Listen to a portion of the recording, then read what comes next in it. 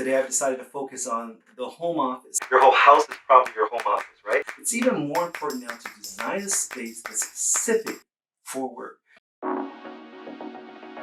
Today we'll be chatting with Joanne Dominico of Study with Joanne. Don't forget to give this podcast a thumbs up and hit that subscribe button. Also, do me a favor, leave me a comment, let me know what you think.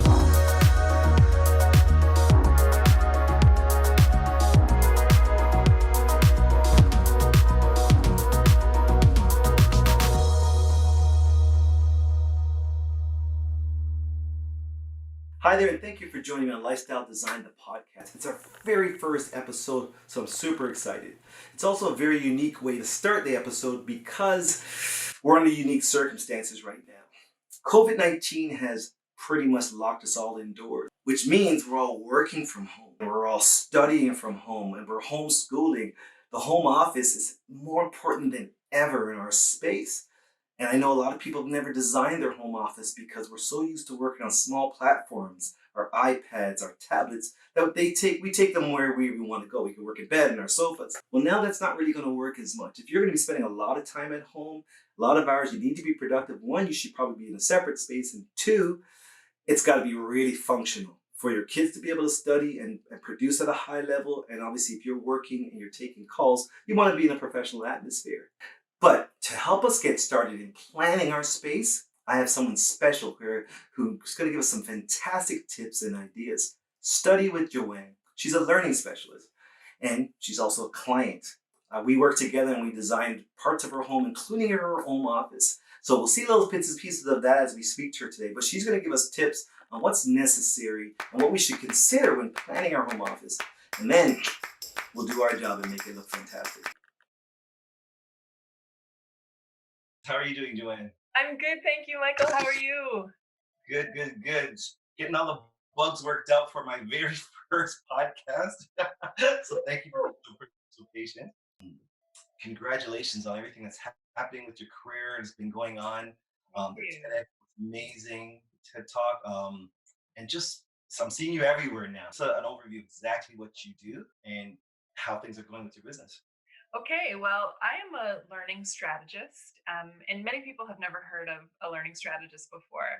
So basically, I provide strategies to help people learn. I call myself a study skills ninja. I know everything there is to know about studying and learning, and I work full time for Centennial College. So I work with post secondary students, and then I have my own personal learning brand called Study with Joanne, and I work with students of all ages, where I help with learning and studying and pretty much getting better grades. And I am also very holistic in my practice. I used to be an occupational therapist. So I really look at the whole student as a person, and I work a lot on wellness and self-care as well. So with this whole pandemic that we've been going through, I've been Yes. really, yeah, I've been happy to share a lot of my tips with not just students, but with parents who are now all of a sudden wearing the hat of a teacher, right? And with this new learning from home. So it's been exciting. I've been really fortunate to have a few media opportunities to share some of my tips. I have to tell you, like before we get into this podcast and what we're going to talk about, like the space that I have that you helped me design in my home has been such a godsend. So I'm really excited to share. So thank you for being part of this journey with me. But let's jump right into it. What's happening right now? How has it affected you personally, and then you professionally, with what's happening with the self isolation, the closing of schools, pretty much everyone working from home? Mhm. How's that? How did you have to adapt, and how's that affected you? Well, right away, I had to adapt to working from home even earlier before things started to shut down because I had actually been away in New York City. And so I had to self isolate for 2 weeks even before the college was closed. So I was so grateful to have my home office, which we're going to talk more about because I had a designated space to work as well. And then when they closed the colleges, I had to lead my team in creating all of our service to turn to virtual services like literally overnight, and it was a lot of work. All of our I work for the learning center, part of the library, so all the tutoring, learning supports are all through my department, and it was a ton of work. So that was on the professional side, as well as the demand for a study with Joanne, because I have a lot of parents, a lot of students reaching out to me for support. And then I have a 7-year old. Like my husband and I, we have a 7-year-old son. He's in grade 2. So now we have to create a schedule for him and figure out how he's going to work, and sort of balancing, both parents now being at home, and how do we all coexist and stay sane and stay learning. So it's Right. been interesting, but we've been doing well. So what's the feedback that you've been getting from the parents that you work directly with, and also the people, the staff at your school? What's the feedback been? The adjustment? How's it been for them? Well, I think it's been a unique time for everyone, and a lot of the students are facing a lot of challenge and change all at the same time. So the feedback I've gotten from some of the students that I had been working with previously was like, I'm so glad that I had these strategies in place already, because now I know what to do. And then some students and parents, I find especially, were quite lost with, like, what do I do with my kids? From all ages, with little kids, how do I keep them engaged in learning? And even teenagers, how do I keep them from being on their screens all day? So being able to provide tips from all different lenses was has been really helpful, and I've been getting a lot of good feedback in terms of the tips I've been able to offer. So that feels really good to be able to give some ideas on just how we can cope and get through this unique time, as I like to call it. Well, it's been very valuable to me. I have a 9-year-old and a almost 14-year-old, a 13-year-old now. So yeah, I'm right there with you. Your tips have been helpful. So what I want to do is I want you to kind of take the lead. Let's talk about some of the key points in what to consider in creating this ideal working environment that someone could be comfortable and successful in. And then we'll integrate how I would style and design that as well. Okay, sure, yeah.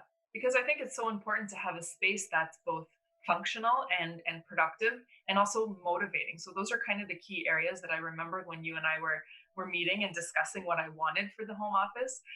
Those things all came into play. So one of my first tips for anyone working or studying from home is, you want to have a space where you can have all your materials handy. So I have a nice, like, bulletin board here. I can put important things. I have tons of drawer space, which we'll talk about, but just having everything I need. So as I've been here, like, stuck here working every day, I even have, like, my Kleenex, my lip balm, my hand lotion, and I have a space where I can put all that. So there's not the need to be constantly getting up and going to get things. Everything I need is right here, which keeps me in my space for longer periods of time, which can help to increase my productivity. So having everything at arm's reach was something that was really important to me.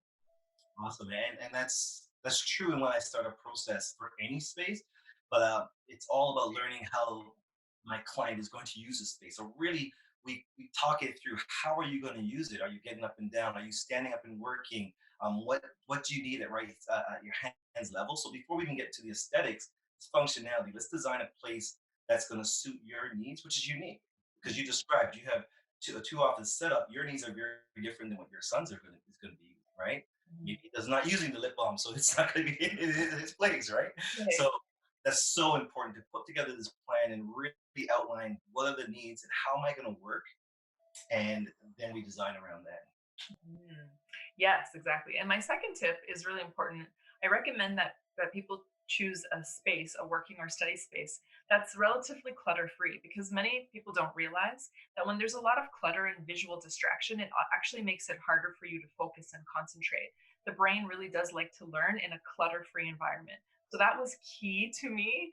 I can't stand clutter, and I feel like I can't think when I see a lot of clutter. So it was important to me that my space was big enough and had a lot of storage options, so that I could put stuff away and have it out of sight, so that it's not disrupting my flow, I guess, my productive flow. So that was really, really important to me. Yeah, I find I instinctively before I start a task, I clean.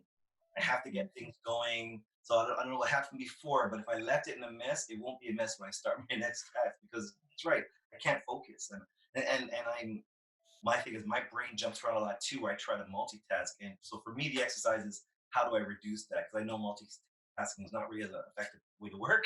And so I have to take away the other distractions. So being clean and organized when I start is so important. The right storage, the right bookshelves, and everything doesn't have to be hidden. It just has to have a place. Mhm. A theory I always present to my clients is you can live how you want to live, but if you knew someone, your mother-in-law, or someone's coming in 2 hours, how quickly can you get everything back to its place? You need to know where it goes. It Yeah. has to have a home, right? So when you do your running around, it feels calm. It feels calm and it feels like it's styled, right? Exactly. And I can even just angle my camera to even show some of the shelving that we have there. See, there's the lotion and the Kleenex and the books. And even like my little sticky notes, my notepad, like everything has a place. So it's not just in a big cluttered mess on my desk. That element makes me very, very happy. So lots of shelving was really important for me. So And it looks good. It's pretty. yeah. So moving on to my next tip. My next tip is all about comfort. So one of my biggest recommendations for anybody working or studying from home is to never, ever, ever study or work in your bed. And I know that's tempting, um, or even the couch. I don't recommend it because our brain associates those places with sleep and relaxation, and that's actually a good thing. You're only supposed to sleep in your bed, and you're not supposed to do anything else. Basically. That's the next podcast we'll talk about. Anyways, so yes, so comfort is really important. So I wanted to make sure that I had a nice chair, and I even have like a nice like backrest on it, because I am sometimes sitting here for longer periods of time, especially with all these online meetings I've been having. So comfort was really, really important to me. So you should have a study space where it's not as comfortable as your bed and couch, but it is comfortable enough for you to be there for long periods of time if needed. Yeah, very, very interesting. When we do the first steps in a design process, and once we organize and we now have our shopping list, okay, this is what we need. We need desks and chairs. Much like buying a sofa or a mattress, I say let's allocate as much money as we need here first. Yeah. Because this is where you're spending all the time. This needs to be comfortable, and then whatever you have left, we'll figure out the rest. So it's basically what you're saying. That seat is so important. You're going to spend so much time there. Let's really allocate the proper budget. Spend a little bit more on that because you're never going to regret that purchase. Yeah, exactly. And if it's uncomfortable, you're not going to feel motivated to stay there. Just stay And I there. have a friend who's working from home and she was complaining her back had been hurting. And so she asked me, like, what can I do? And I said, well, where are you working? She said, on the couch. I'm like, oh, anywhere but the couch. So yeah, so that's been great. And my next tip is really about lighting. Good lighting is really important. So as you can see, I have this extra lamp here. I do have the windows are right by my workspace, so I often have them open and just having that sunlight in. And what's important about that is if your workspace or study space is too dimly lit, that tells your brain, oh, maybe it's time to start producing melatonin, right? Because we exist on this like circadian rhythm of when it's daylight, I feel alert and awake, and when it's dimly lit or dark, that's when I start to feel sleepy. So the last thing you want is to be starting to feel sluggish and sleepy because it's so dark in your space. So having good lighting is really important. And I think we have what three in here. We have my husband has a light, I have a light, and then there's an overhead light plus the natural light from the windows. That I'm big, big, big about lighting. I always try to have three light sources. And if I can have up to five, I'll do up to five. The sun being one, the window being one, definitely. Because it's mood is so important. It relates to color, it relates to texture and lighting. And it's better to have more light than you and be able to turn it down than have not enough light because you can't really turn that up. So lighting is so important. Three is a minimum. So like you said, your overhead light have that be enough to kind of illuminate the room. You Yeah. have your task lighting. Same if we're doing kitchens or other places. We have that light where if I'm focused here, it needs to be illuminated, and then have another ambient light. Definitely, definitely. So that's really, really important. And Yes. it relates to your color of your walls and everything too. That has to reflect the mood that you want to be in when you're there. Some colors are vibrant and powerful, like yellow, and they kind of get you revved up. And some are soft and sedated. So you should understand what do you expect to be doing in that space. How do you want to feel? And Mhm. that's how you start color palettes and your light tones and so on and so forth. And that's actually leads into my last tip, which is you really want your space where you're working or studying to prime your brain for positivity and productivity. So when I was consulting with you, Michael, I was very adamant. I think I must have told you 25 times my favorite color is turquoise. Yeah. So all the design work you did for us has some element of turquoise in it. And what I love about this home office is it's such a soothing, soft turquoise. It makes me feel really calm. I actually love being in here because I feel like I'm surrounded by this color that just makes me happy. And so, yes, it's on the walls, but it's also in some of the key design elements, as well as the white. Like I like vibrant and fresh and bright. And the white and the turquoise really makes me feel centered and balanced. And I feel like you took the time to get to know a little bit of my personality. Like we have a globe there because like I'm all about studying and learning. We have a J, I think it's up there. I see the J. Because everyone, my husband, my son, our names are all starting with J. So Yeah. like the little personality elements that you added make me feel really positive when I am in this space. So yeah, I love it. I love this home office so much. I can't emphasize enough how much I love it. And it's been such a godsend since I'm going to be working from home for the foreseeable future. Yeah, oh yeah, we all are. Fantastic tips, and definitely going to get some pictures up and flow so everyone can kind of see the space that we created for you. And hopefully, this is going to help people create that next space. Um, it's a big job, so always suggest using a professional to help you out. Yes. But, And sorry, go ahead. I just wanted to say too that like you've designed several spaces in my home, and I love every single one of them. Like, and especially now that we're quarantined to our homes, One more, I right? can't tell you the joy it brings me. Even like with my bedroom, how it feels like a place of solitude. My son loves his bedroom because you put all the basketball stuff up and the stuff that he's into. So for me, working with a professional was worth every single penny because I now have a space that I love and that the aesthetics suit me and my family. And yeah, it was just totally worth it. And I'm happy we did it when we did it.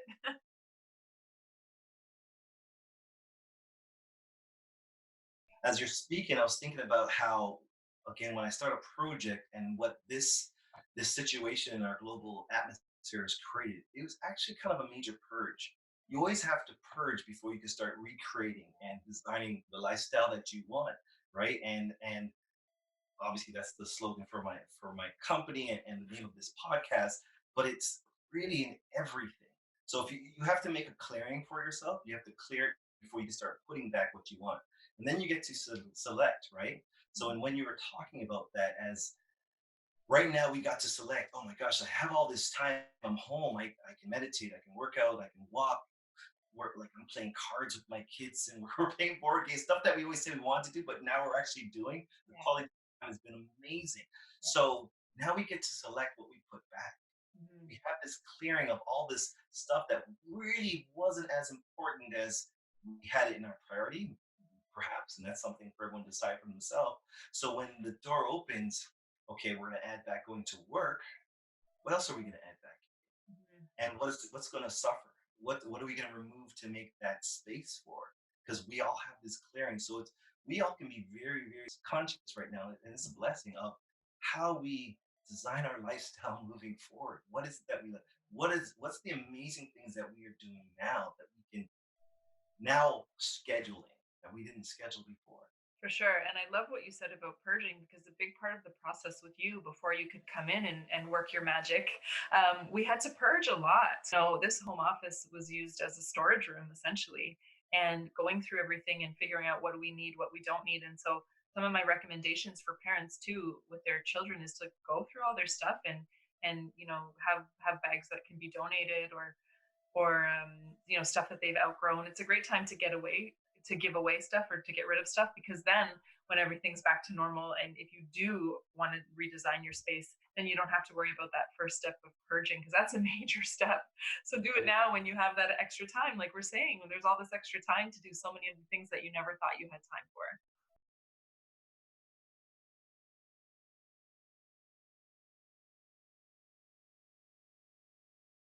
The second point was the healthcare, and I really want you to touch on that a bit because in your bio and the things that you do, I know that's really important, and you share that with the students that you work with. How's your sleeping, your eating, your your taking care of your body, your physical fitness, all affects your ability to study. Yeah. So what you really spend on with that? Yeah, I call it brain optimization. Basically, students don't realize that the example I always use is like a car. So if you have a car that doesn't have adequate fuel and you want that car to move, you would have to push it so hard and it would barely move, right? You would be so stressed. But once you give that car the fuel it needs, it goes no problem, right? So our bodies and our brains work the same way. So when you're getting, the consistent 7 to 8 hours of sleep per night, when you're eating, I always tell my son, you have to eat food with only one ingredient, like apple, carrot, not this like 25 item list of ingredients, right? So, and then hydration, right? Drinking lots of water, again, one ingredient, and then exercise. So exercise and adequate sleep, they're what we call keystone habits. So when you have these positive habits in your life, it's amazing how they can affect so many different areas. They actually end up having a positive ripple effect on many different areas. So exercise, for example, when you exercise regularly, you sleep better, right? And then you're in a better mood. Then you have more motivation, more energy, right? It actually helps to build new brain cells. So there's a plethora of benefits, but yet students don't realize that. And even us as adults, right? We sacrifice these things again because of time. So when your environment is set up in a way that you feel motivated, when you have a comfortable bed to sleep in to ensure you're getting those 7 hours or 8 hours of sleep, like there's so many different elements that can contribute to you meeting those goals, right? Mhm. Yeah, so I just think it's something that I always start with. I can teach students every study strategy that exists, but then if they're not taking care of themselves, then it Yeah. doesn't really make a difference. Yeah, they're sluggish, they're hungry, they're not energized, they're feeling tight and miserable. 100%. There's this connection between the brain and the body that people think go one way, and it's really two. Our brain tells us everything to do, Mhm. right? And so obviously, if you get up and run, your brain has to send those synapses have to go. They have to fire until you run to work out anything, just to breathe. Well, the opposite's true. Your brain is exists to be active and to give information. So if you laid around and did nothing all day, your Mhm. brain's doing nothing. It's not telling you to do anything other than breathe. So it's actually deteriorating you. Your brain needs to be active and to work as well for you it to get to be in its optimal form, just like as your body does. So working out and moving and being active is really healthy for your brain. It optimizes, keeps it working at a higher functional level. So it's both ways. And people think they're not doing damage. You're not just doing damage to your body by not doing anything. You're affecting the whole system of the flow of the body. So Yeah. it's a direct correlation for sure. For sure. And then for you, I would assume based on my knowledge of exercise and its ability to enhance creativity. So do you find that that helps you in your practice? Oh, for sure, for sure. Moving in its just in itself helps. Whenever it's time to brainstorm or to think of stuff, walking. I get up and I walk, and with my staff as well. When we have stuff to do, we get up and we walk. We talk about it. Let's walk out and get a coffee or something. And during those times when the body's flowing and it's just going, everything operates at a better state. So I try to incorporate some sort of activity, obviously just for physical health, but to even start that. So I used to be an evening person who works out, and I try to do that in the mornings as early as possible because there's a carryover, right? You're alive for hours and hours afterwards. And your brain is just going. It's not just you feel wired physically, you feel wired mentally. So Yeah. once the juices are flowing, that's when you're at your optimal level. So creativity, 100%. Yeah. It's And I really, often recommend early in the day for things that are challenging because yes. your motivation and your willpower are actually depletable resources. So it's almost like you go to sleep and then your reserve is restocked, and then you wake up and then you go through the day and you're like, ooh, should I have that donut? No, I'm trying to eat healthy. Well, guess what? You just used up all your willpower. so, It's not now, so now when it's time I'm at to 9 o'clock. exercise, you're like, I don't feel like exercising. I'm just going to watch Netflix, right? So getting those things over with earlier in the day can be more beneficial. So I always recommend students focus on harder subjects earlier in the day when they have more energy and more motivation, right? And same thing with exercise. I get up, I get my son's breakfast, and then I go right downstairs to the elliptical because I know as the day goes on, I'm not going to feel like it. I'm going to Yeah, feel tired, and I've been working all day, so get it out of the way. definitely, definitely. Well, thank you so much. This has been awesome. This has been really, really awesome. I want to make sure that we covered everything that you're up to. So, how people find out more about you. Obviously, we're going to put all the your links and so on and so forth. But I want to give you a chance to articulate what you're up to, where to look out for you, how they, what, when would someone reach out to someone like you? Is it just when their kids are struggling? What's the great time to speak to study like study? Well, yeah, there's a number of different things, services that I offer. So I do offer the one-on-one um, learning strategy support, like academic success coaching. So students can find me or parents can find me on my website, which is studywithjoanne.com. And I also, they can follow me on all social media platforms at Study with Joanne. I'm constantly posting tips, mostly on Instagram, but I have LinkedIn, Twitter as well. And then on my website, I also have a blog. So every Friday, I send out some tips for students, parents, just about how to support learning and studying and just overall being a better you. So, yeah. If oh, and the other thing that I do in school workshops, but there's no in school right now. And then I also am a speaker, as Michael mentioned. I've had the pleasure of doing a TEDx talk, so I'm also a motivational speaker and keynote speaker. Awesome. So proud of you. So Thank proud of you. you. Proud of you too, Michael. Yeah, thank you. Thank you. Okay, well, that was pain free, other than the glitches at the beginning, which nobody saw, but we spent a lot of time just figuring this out. Hopefully, your next one will go smoother. But we did it. We did it. Yeah, I can't wait to work with you in the future. Yes, You go into, right? exactly. All right, Michael. Well, thank you. Thank you to Joanne Dominico of Study with Joanne. Head over to michaellambientiers.ca and also follow us on Instagram and Facebook. See you next time.